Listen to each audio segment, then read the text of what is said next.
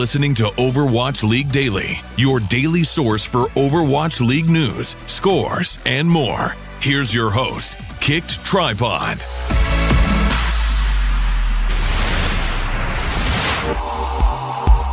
Hey, good morning, Overwatch League fans. This is your Overwatch League daily episode for March 22nd, 2018. Today, I got to sit down with Overwatch League analyst Bren. We discussed Fissure and the Gladiators, the Houston Outlaws, and his pick for the Stage 2 MVP. But first, here's your scoreboard brought to you by patreon.com/OWL Daily Show. So for the first match of the evening, the LA Gladiators look to take on the Philadelphia Fusion. The Gladiators are fighting to qualify for the Stage 2 playoffs at 6-2, while the Fusion do technically have a chance at 5-3. This match being one of the key indicators on if they're going to be able to do that. Despite some really close maps, this one goes to the Fusion 3-1. In order for the Gladiators or the Fusion to have a chance at qualifying, they'll need to win their second match this week. The Gladiators will be facing Boston and the Fusion will be taking on the Valiant. They'll also need Seoul to lose to Houston or the Mayhem. For the second match of the evening, we saw Sinatra make his big debut with the Shock as they took on the Florida Mayhem. Unfortunately, the Shock struggled against the Mayhem. Vic and Logic's really shined in this one. I really wanted to talk about this match. Maybe we'll get to do it later this week. But in the end, it was the Mayhem overtaking the Shock in overtime, 3-2. For the final match of the evening, we had the Houston Outlaws take on the Shanghai Dragons. With Dia and Undead out of the picture for the rest of the match, Otto and Fearless made their Overwatch League debut. Whether it was a lack of practice or otherwise, the Houston Outlaws would sweep the Dragons 4-0. Don't worry, we're going to discuss Sinatra, Otto's, and Fearless's Overwatch League debuts after both teams have played both of their games this week. That will come soon for those who want to hear some more analysis about it. We want to give them a little bit more than one match before we start analyzing their performances. Coming up tomorrow, we have the Houston Outlaws taking on the Seoul Dynasty, the NYXL taking on the Dallas Fuel, and the Shock taking on the Boston Uprising. Games start at 4 p.m. Pacific at overwatchleague.com. Here's my conversation with Bren about Fissure and the Gladiators, the Houston Outlaws, and his Stage 2 MVP.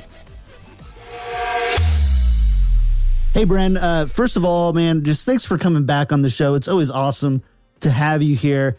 I want to talk to you a little bit about the LA Gladiators. To the surprise of some, the LA Gladiators find themselves in contention for the Stage 2 playoffs this week, although with their loss to the Fusion, it might be tough. But really more than that is Fissure. It's clear that he's made a big impact on the Gladiators so far and has been a big part of the Gladiators' success. But what specifically has Fissure activated in the Gladiators? What a fantastic question, first of all. What do I think Fissure has activated in the Gladiators? So for one, he's brought a stable foundation for which they can build upon. They can build around Fissure's Winston play, which is just wonderful. The main tank sort of area, was the main area of weakness when iRemix was on the roll for LA Gladiators. They weren't really having great performances at all. They were kind of really only being carried by the fantastic support duo that they've got in the form of Shaz and Big Goose, and also great DPS play, which as well is quite inconsistent at times. So he's brought a foundation to build upon, revolve around, which is excellent. But he also brings in, and this is a point that Sideshow actually made to me, he also brings in a whole host of different bits and bobs of information about various teams, about the game in general, his thought process. He thinks on a very high level, right? This guy is one of the best players in the league right now, and he's bringing all this information into LA Gladiators for them to work off. I guess my next question would have to be then is, do you think the Gladiators are a team that can remain consistent in their success, or are they more like the Boston Uprising where for one reason or another find themselves, if not struggling, not playing as they were previously? Well, it's a possibility. I'm not going to go with a yes or no answer because it's a little bit more complicated than that. Now, they've definitely shown promise here. However, the issue with a lot of these teams is when they don't have too many moving parts in the forms of different players is you'll notice Philadelphia Fusion are a team that are having great success at the moment in terms of their raw dive because they've got great mechanical skill. However, when they go up against London Spitfires, New York Excelsior, Seoul Dynasty, that's when they fall flat because they're too easy to figure out. They're too one-dimensional. What they do is very good and very strong. However, once you work out exactly how they play, they're very easy to sort of just play around. And that's an issue that the LA Gladiators could risk falling into if they're not careful. Now, another issue I think that would prop up and prevent any sort of consistency is the fact that Bishu is currently doing the translating from Korea to English and English to Korea for all of the members of the team, essentially. So that's a huge role on top of having to play off-tank, so he can't really devote all of his resources, all of his mind into playing that off-tank role. So there's where some issues could lie. However, if Gladiators continue to adapt, which they've shown that they are able to, they've shown that they are consistently able to change, whip out these niche strategies like the Hydration Doomfist, for example, like the Shaz Tracer that we saw the other day. If they can throw out these curveballs every now and then, I think they'll have no problems whatsoever in terms of just carrying their success forwards. The danger is getting stuck in their ways, despite the fact that their ways might work against weaker teams. When they go up against a stronger competition, hopefully they don't become too one-dimensional. And then, of course, what I mentioned earlier with Bishu being the translator. If they work on our communication skills, I guess, if they make sure Fissure learns some English and some of the, English-speaking players learn a bit of Korean, Bishu has a lot less on his plate, and suddenly the team will start playing probably a lot better as a result. Let's talk about the Outlaws. We've seen the Outlaws on a pretty consistent downward trend since the end of Stage 1. How can they address their current problems going on during and between the games? This is an interesting question because the go-to circle jerk answer would be to talk about their traces, and that's not wrong. I feel like them not having a strong tracer player is probably their biggest overall weakness. However, because now, Houston Outlaws, this was a team that sort of based their playstyle on Moomer and Coolmat. Their tank gameplay in the previous stages was always quite individual. So Moomer just created space. Jake created chaos with his Junkrat gameplay. Coolmat prioritized, I guess, he didn't really play close to Moomer too much. He prioritized the survivability of the backline and whatnot. So they were a reasonably passive team, I guess you could say. You can make an argument for both, to be honest, on various games they've played. But now we're seeing them, Junkrat isn't as viable anymore. He's been nerfed a little bit. And they have been having issues with getting back on track and where they're strongest. And I feel like that's because they've changed up how the tank line plays. They're now Moomer and Coolmat are playing a little bit closer together, which they haven't done before. Now they're not running the Junkrat as often, which of course you could always exploit the chaos that character created, that hero created, and the one-shot potential. And essentially, when you're running Junkrat, he could just sit into the backlines with the supports and just peel for them, And when you've got both a Junkrat and a Diva on their backlines peeling, you're always going to be in a very strong position to just basically fend off any attacks in that area. So that's kind of what they focused on quite a bit, and then Linkzr was just free to pop off. But now they've changed up their playstyle, and they're not really seeing the same amount of success. And the root of that problem is the tracer issue, and the fact that they're forced to play this weird style that they're unfamiliar with. And they might be having better success if they had a harder carrying player, but there's also, you need to consider the fact that even if they did have a good tracer player, how much would that really do for them in the grand scheme of things when they've had to drastically 180 their sort of playstyle in the coming stages?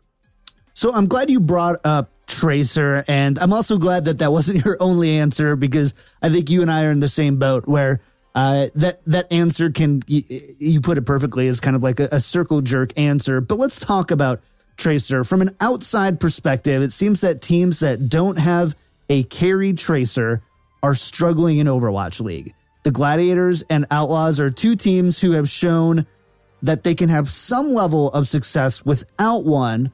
But do you think that this might be a potential balance problem? Is Tracer currently healthy for the game? First of all, I'm going to say that you could make an argument that Gladiators do have a carry Tracer player in the form of Asher. He's just not very consistent. That's the main issue they have. And yeah, definitely not going to argue with the Outlaws point. But yes, just going to put in that caveat. But to go back to the original question, do I think that it's a balance problem? Is it good that we've got Tracer being played every single game? Is it currently healthy for the game? I would make the argument that I think it's perfectly fine. It would be a lot worse. I mean, I feel like if they tuned down her numbers, she might not see as much playtime. Maybe you could actually... I think the only nerf you could warrant putting on Tracer actually is increasing the time it takes to charge her ultimate. Anything else, and you're really just kind of ruining how she's played. You know, you don't want to mess with blink cooldowns, because then you're ruining muscle memory from 2 years of playing that hero. For a lot of these pro players. And also Tracer is actually much stronger on the Owl servers, on the higher tick servers, just because of inherently how it plays out. So she's not as strong compared to she's not as strong on the live patch compared to how she is on the Owl servers, because they play at a higher tick rate. But I actually quite like the idea of having a high skill hero being played almost all the time. I think that's kind of interesting. I much prefer it compared to when we were seeing Junkrat all the time, because, you know, Junkrat's just slamming, you know, these slow moving bombs. There's no real skill in where you're aiming them. You can just sort of throw out all this spam, build up a Riptire, get 2 picks easy. Whereas Tracer is a lot more mechanically skilled, and it's very fun to watch. So I've got no issues with her currently being, you know, kind of the top dog in that regard. And I hope she does stay that way for quite some time, because it's a very interesting hero to watch. Well, when we talk about Tracer, we have to talk about Sabiobi and the NYXL, and more broadly, just the Excelsior. The Excelsior have been one of the most consistent teams in Overwatch League, if not the most consistent, if you don't count losing 17 games straight or whatever it is. Sorry, Shanghai fans. Do you think anything needs to change for NYXL going into stage 3, or do you expect them to continue on this consistently high playing, high octane trajectory? No, is the answer to that question. I'll explain why. I feel like this is a team that I thought was going to be performing a lot worse in stage 2, because I believed that they were a lot stronger in the Mercy meta. I thought if Arc had to move to different roles, they were going to struggle, but they haven't really slowed down in the slightest. In fact, Sabiobi has gone even better. And again, I can never really pronounce his name correctly. I don't think I ever will be able to, despite the amount of times I've tried to say Sabiobi correctly. I always mess it up somehow. I always get people tweeting at me for that one, so apologies for that. But